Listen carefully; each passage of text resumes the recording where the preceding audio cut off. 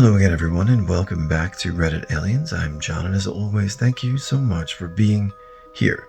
Good topic for you today. Let's do it. What's the scariest display of intelligence you've ever seen? Please remember to like, share, hype, and ask for shoutouts, and subscribe. When I was 12, my parents were fighting a lot, and we were incredibly poor amongst other issues. I would cope by riding my bike up and down the road while whispering my frustrations to myself in an hour-long vent. The downside is everyone probably thought I was crazy. The plus side is I was in great shape. I was doing this one afternoon when I saw an old man whispering to himself by his mailbox.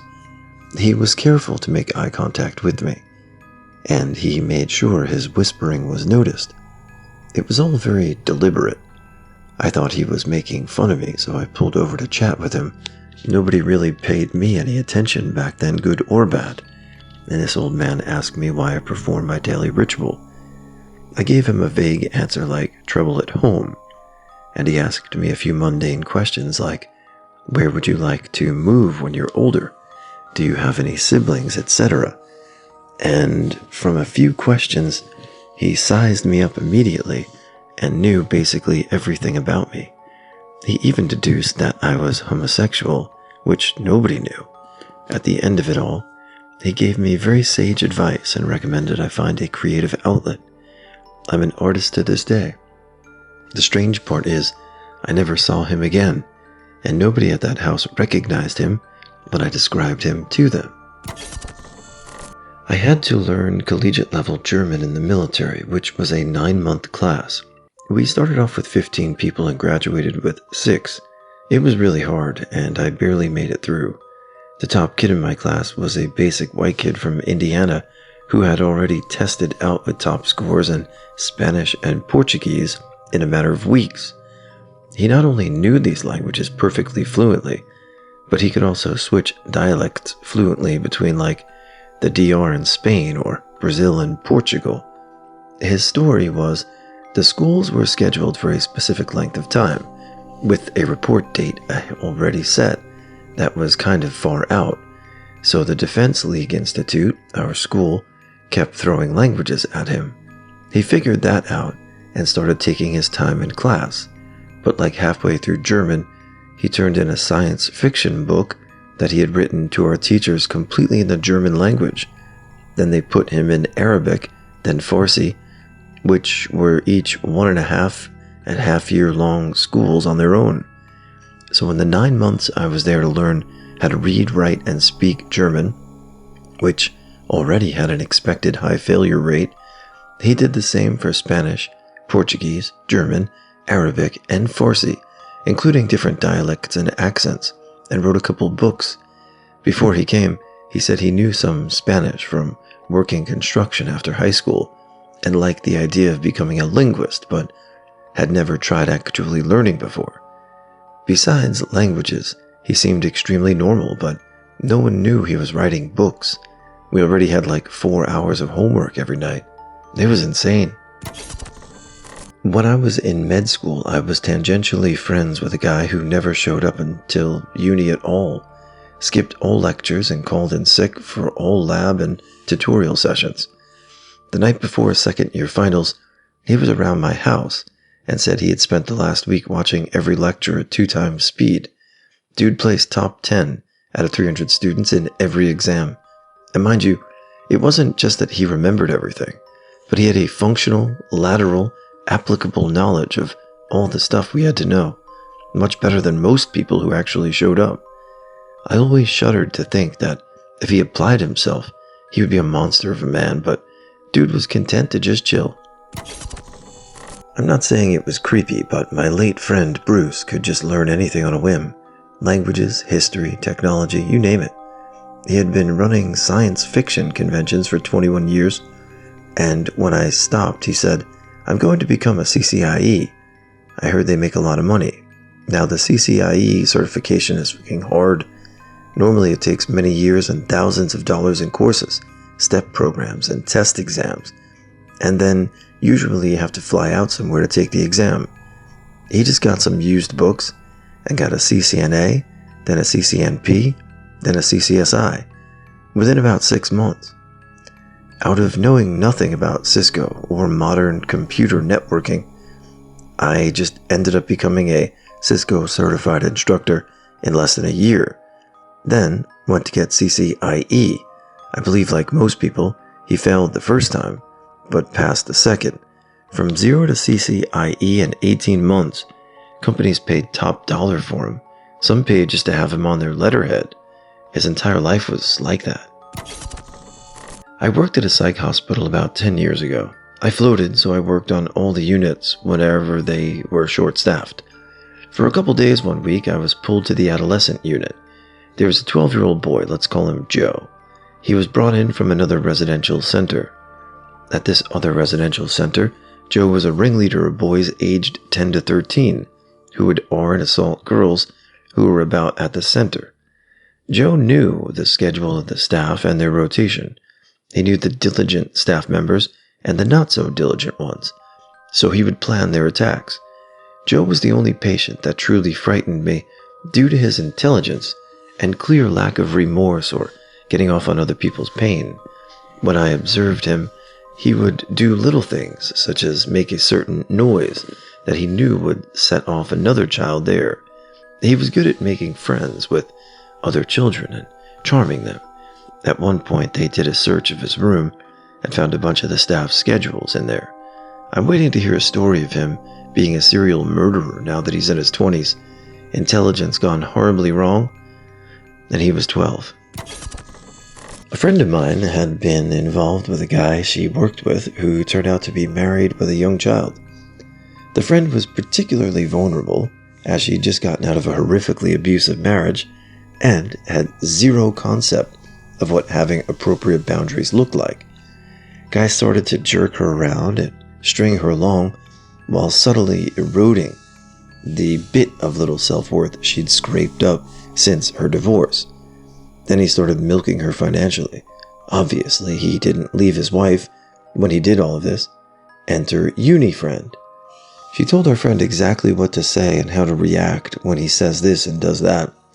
She was absolutely spot on with the things she predicted he'd say and do, and the responses and reactions were designed, as she put it, to give him a taste of his own medicine, except his was the equivalent of prescribing Vicks, while she dosed him with cyanide, metaphorically speaking, obviously. Within 48 hours of her following instructions, and with no prior history of issues, he had gone AWOL from work and was finally found in the local hospital where he was on an involuntary hold after emergency services found him attempting to seriously harm himself. A uni friend had never met this man, but she predicted everything he would do correctly and also knew exactly what things would do the most damage to him psychologically in the shortest possible time frame. I often wonder whether she's a psychopath or was just incredibly good at reading people. I worked with someone briefly when I worked for the police. He came to my team to get frontline experience for promotion. He had been in a secretive investigation unit before coming to us. I'll call him Dave. We went into this area with loads of gang violence, and we were enforcing a Section 60 stop for weapons after a nasty murder in the area. We stopped 2 men at the side of the street, and it was immediately obvious they had nothing to do with any of it. We chatted for a bit, and that was it, or so I thought. Dave, being incredibly polite and friendly, said to one of the men, "I think I know you." The man said that he didn't. He'd never been in trouble with the police, never been arrested, never gets in any bother whatsoever. He was in his 30s, this fella.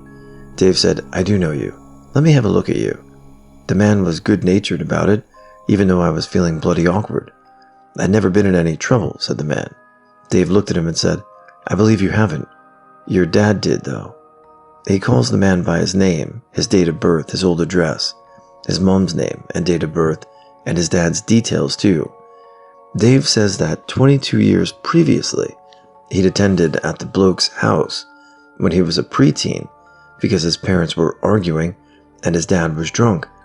His dad was arrested for a minor sleep-it-off breach of the peace. He wasn't a regular criminal or anything like that. David not only recognized the guy, but he'd done it from when he was a child, aged him, and remembered every bloody detail for a minor thing over 20 years previous. No wonder he was in the high-end investigation units. Genius. I was a kid in the 80s, and my dad's best friend who worked with him came over and saw me messing around with my Commodore 64. I showed him I was working on coding it to draw a line in BASIC. This was all new, and I was excited at the time, at how technology has changed. And he goes, let me make a couple adjustments on the math. And he sits down and a few lines code out a Mandelbrot fractal that grows and expands with overlapping fractals on my 16-color EGA monitor. This was years before I'd see something similar with the Windows Linux screensaver. I know fractals are somewhat straightforward for those that know the math, but to be able to sit down out of the blue and do this in a few minutes required a level of skill and knowledge that blows me away, especially done as a one-off for a kid. It really inspired me. He was also the one that told me that the reason we haven't found extraterrestrial life is because of time, not space. Like putting a person in New York and Florida and giving them 5 minutes to find each other. He spent his later years consulting for Apple, basically doing what he liked working on, and now is retired and long-haired, playing bass and guitar in lounges most evenings. Hey guys, I want to give a couple of shout-outs here to Colossal Chris and Ward Henry today. Happy birthday coming up, Colossal.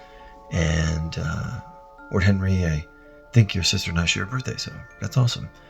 Any other requests for new topics or shout-outs for you and or your family, just let us know. Thanks again, guys. Have a good one.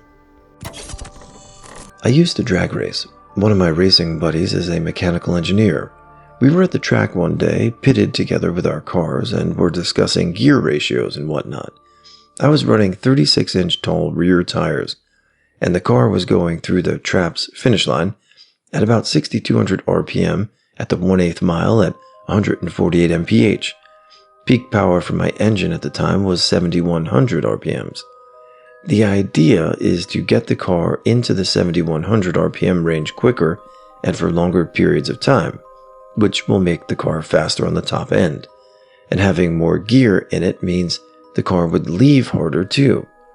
So I'm thinking about this, and I said, I wonder how many times these tires rotate when the car makes a clean 1/8 mile pass. Within 10 seconds, he said, 70 1/4 revolutions. I'm like, bruh. And I walked into the trailer to get my calculator. So I calculated. Roll out a 36-inch tall tire will move forward 113.04 inches on a full rotation. 36 times 3.14. Convert that to feet, which gives you 9.42 feet. 113.04 divided by 12. Divide the length of the track by the rollout, 660 divided by 9.2, and you get 70.06. None of this is advanced math, but dude did it in his head in about 10 seconds. We've got apps to do this stuff nowadays, but it was an impressive thing to see happen. I used to know someone who would be pretty quiet around people he didn't know, only give info when you asked half of it. I took it as a guarded until I got really close to him. What piqued my interest was when he said, I don't like her. She's scary smart but plays dumb. I dislike scary smart people like that. It's because he used to be manipulative when he was younger, and he admitted it while saying, I'm not like that anymore. I noticed he was giving and watching and reading people. He'd know who you can tell things to, and who you can't. He knows who has dated who, and would read people's mannerisms. He would say things like, he had trauma as a kid. That's why I was nice to him. He fake laughs after saying something, even if it's repeating what you say. It's as if he's trying to start a laughter because he doesn't know how to make people genuinely laugh, but wants them to and doesn't know how to do that other than being funny or charismatic. And even unnecessary compliments like a personal hype guy. Common approval seeking traits for children who had bad family leaves.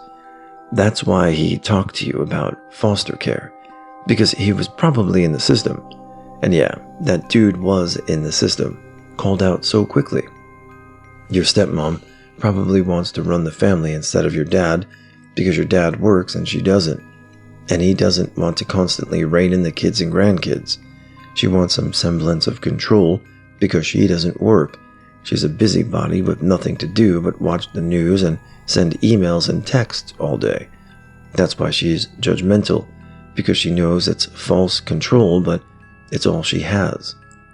That was the best way to put my stepmom, a person he never met, because she's annoying as F, and he only knew such a small amount of details about her because of what I had said to him. And he says this shit like it's common knowledge while drinking, as if it's all monotonous to him. Scares me to think about how he used to be manipulative.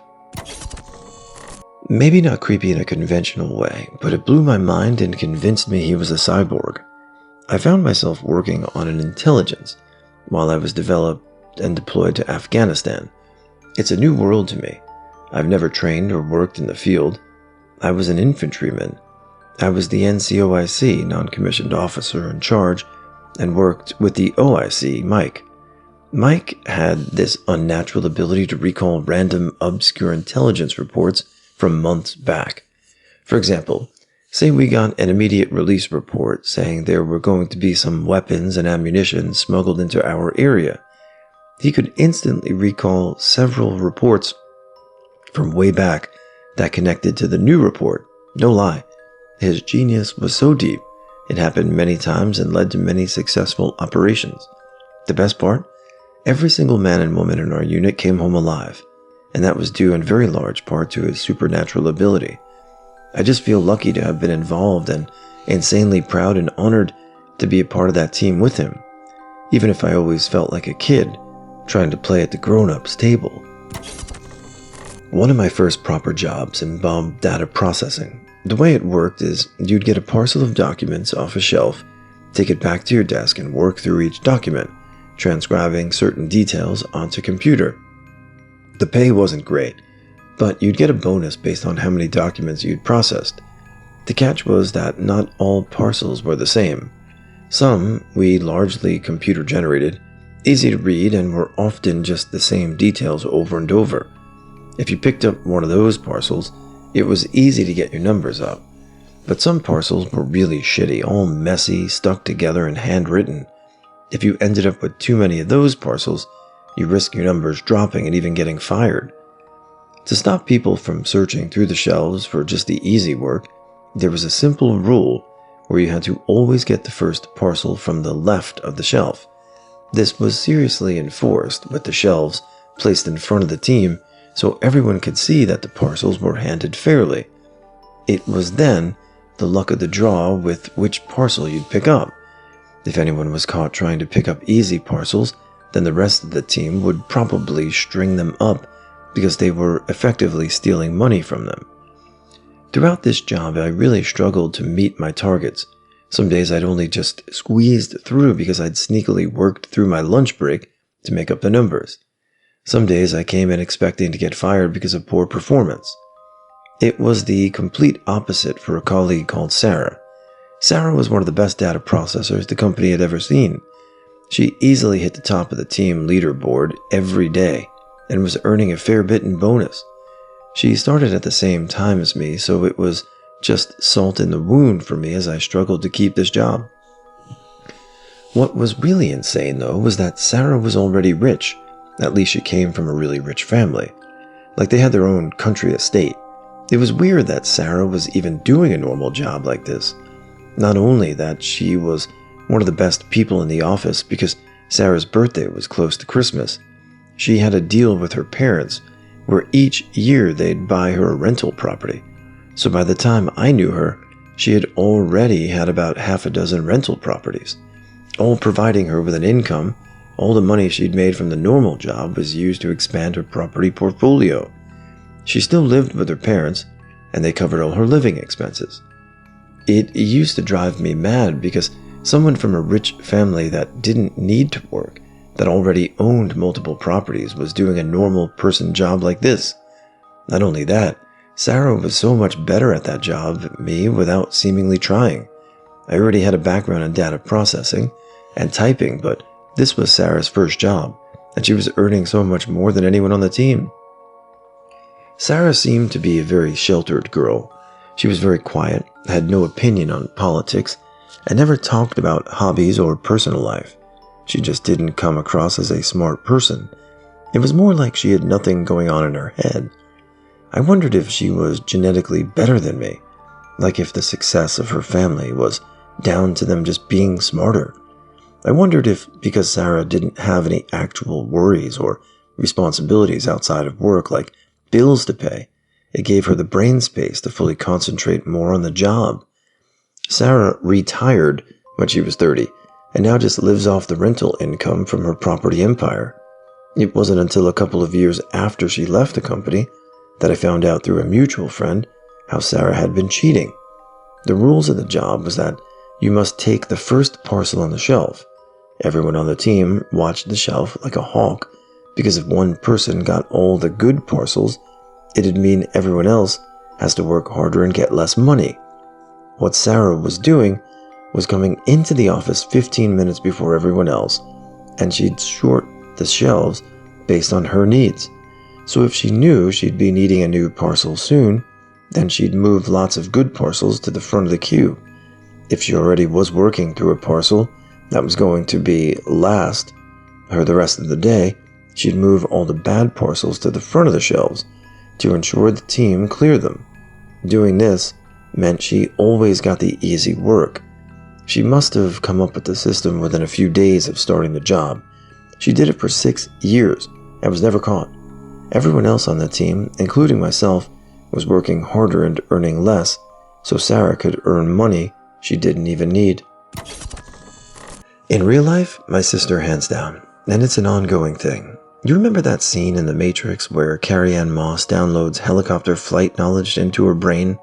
Watching my sister just go about her daily life is like a never-ending loop of that scene. Dishwasher's broken? 10 literal minutes of YouTube later, she's got it figured out. The what, the how, the why, and it'll be fixed in half an hour if the parts are in stock at Lowe's. Car making a funny noise? Get her on FaceTime, pop the hood, crank the engine, and she's got it located and ID'd, and estimates from 3 local shops for you to pick from. Random archaeological discovery mentioned in the passing of the daily MSN headlines? She read the journal article already.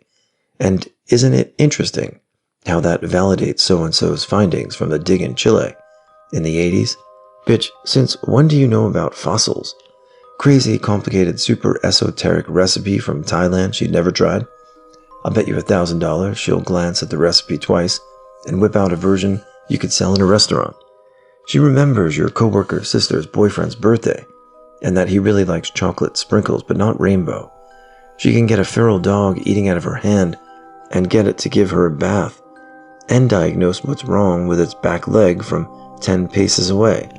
Hey sis, do you happen to know anything about welding? How to preserve this old dress I found in great-grandma's attic? What I should do about these weird bugs on my tomato plants? Of course you do. Her bosses at work keep trying to move her up the chain, but she's not interested, because it'll cut into her jam-making time or something. But they all come to her first when there's a question or a problem they can't fix, and they listen on the first go.